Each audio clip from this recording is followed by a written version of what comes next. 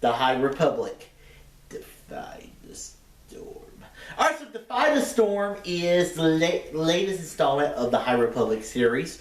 This is the YA story. And this one has to be one of my least favorite of the books. It took me a while to read. And, you know, if you follow this channel, you know, I read a lot of my books when I watch sports. So, and after March Madness, there really wasn't much on, and I've kind of like passively read during the NBA and NHL playoffs.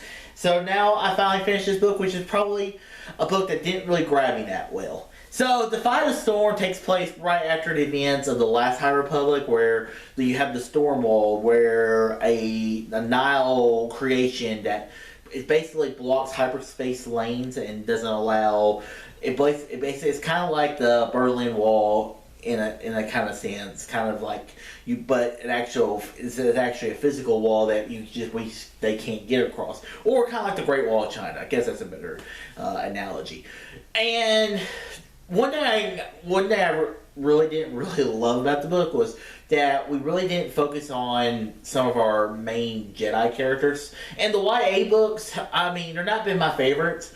I like the adult stories a little better.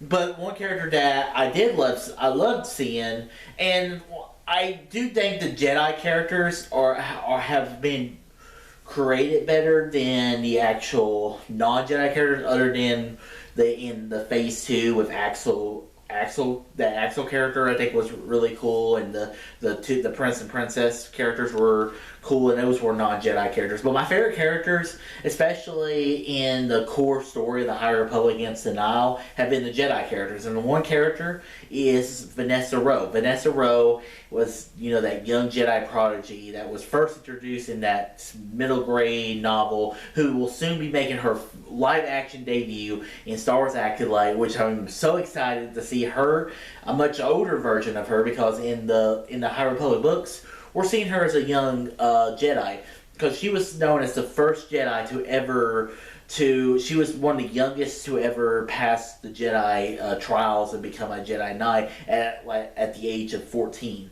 And she uses the light whip, which has always been something was in some of the old expanded universe stories. There was a Sith character that used a force whip, or a light whip.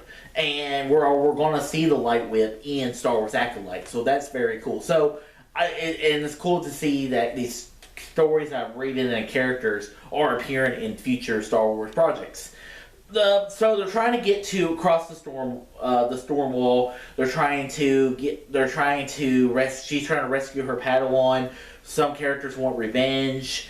And I feel like the book was it was very long. It was just trying to get to a certain point. The last end of the book, where we're kind of set up for the next stories, is what I was very interested in. And at the end, I was like, okay, this is starting to pick up. So on that end, I liked seeing that, but I just wish it was a little bit easier to read. So overall, it's not a bad book. It's not my favorite book.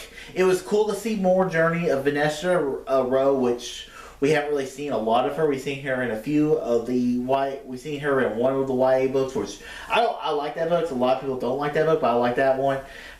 And I'm excited to see her for Acolyte. Other than that, that's all I gotta say about that. So guys, what are your thoughts of Star Wars High Republic, Defy the Storm? What are your thoughts? Comment below.